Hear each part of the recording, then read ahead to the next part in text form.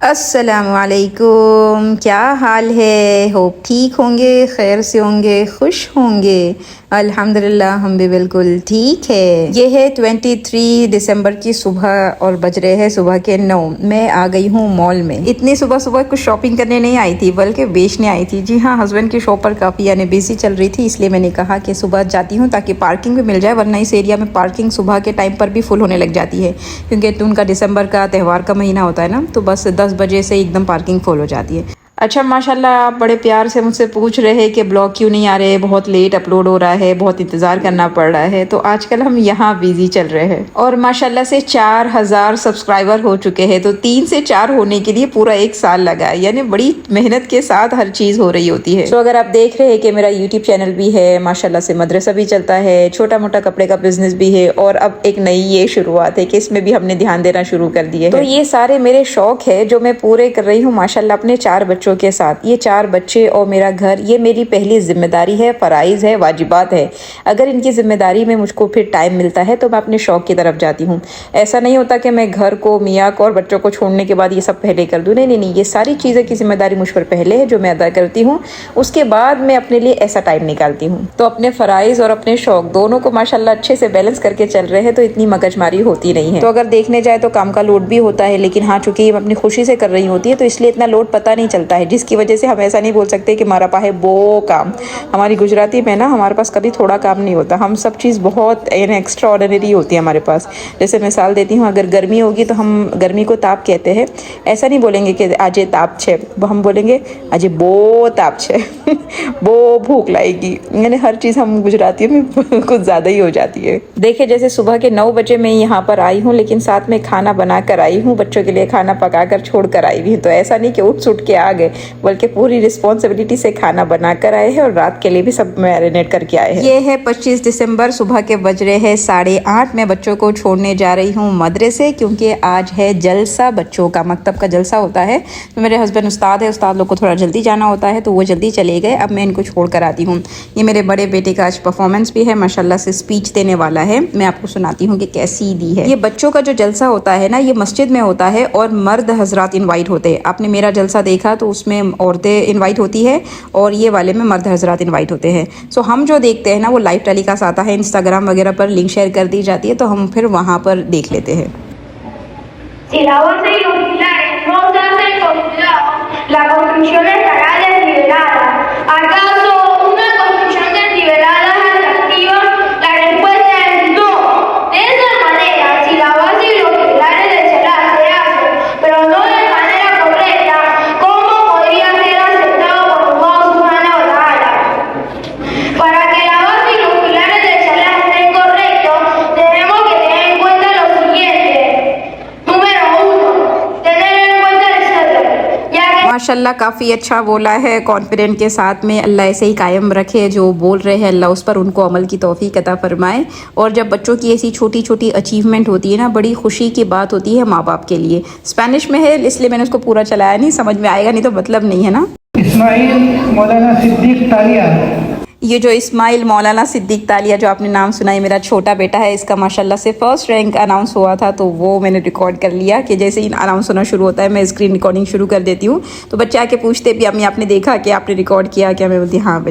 बच्चे बहुत ज़्यादा खुश होते हैं जिस दिन जलसा होता है, क्योंकि काफ़ी सारे इनामात भी मिलते हैं। मैं बताती हूँ कि कैसे। देखिए ये जलसा हो गया है ख़त्म और बच्चे इनामात लेके घर पर आए हैं। तो ये हनाना के लिए बैग मिला था और बाकी दोनों बच्चों को भी, यानी ये बार मदरसे ने सब बच्चों को बैग्स दिए हैं और साथ में थोड़ा स्नैक वगैरह के आइटम। और ये जो बड़ी सी थैली में आपको दिख रहा है, ये उस्ताद लोग को सारी चीज़ें मिली है। इसमें सब यानी क्या कहते हैं, टोस्ट था, चावल थे, यानी किसी की दुकान है ऐसी वाली, तो उन्होंने यहाँ ये गिफ्ट किया है।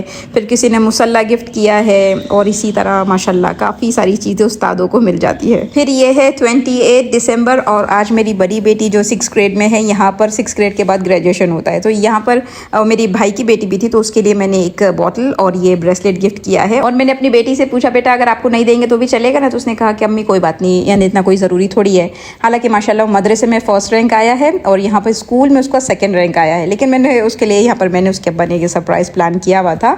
सो ये पैक करके मैंने साथ में रख दिया। और ये अब स्कूल के बाद जो उनकी दावत होगी उसके लिए ड्रेस वगैरह भी लेना था, तो उसकी ओढ़नी यानी दुपट्टे से मैंने उसको ढाक दिया था ताकि उसको पता नहीं चले और वहीं दे दे। ये छोटी छोटी खुशियाँ ही होती है जिससे बच्चे भी खुश, हम भी खुश। अच्छा, आप सोच रहे होंगे कि ग्रेजुएशन इतनी जल्दी 6 में कैसे होता है? तो यहाँ का सिस्टम है भाई, आप फर्स्ट में जा रहे हो तो भी आपको ग्रेजुएट किया जाता है, फिर 6 में होता है, फिर 9th में होता है, फिर 12th में होता है। बस यही काम धंधे में लगे होते हैं। सो स्कूल वाले इसको अरेंज करते हैं एनुअल फंक्शन वगैरह, तो वहाँ पर उनके इनामात और वगैरह वगैरह दिए जाता है। तो बस हम सुबह सुबह वहीं जा रहे थे और 2 पर्सन इन्वाइट होते हैं, तो लेकिन हना तो छोटी है ना, इसलिए वो भी चली गई। लड़के नहीं जा पाए क्योंकि 2 ही जन जा सकते थे। भाई की और मेरी बेटी एक ही स्कूल में, एक ही ग्रेड में है, तो दोनों इनवाइटेड थे, तो वो लोग भी आए थे। और हनाना देखे उसके मामू के पास जाके मगजमारी करना शुरू हो गई और ये सब फंक्शन वगैरह ख़त्म हो गया। और फिर मैंने अपनी बेटी को सरप्राइज़ किया।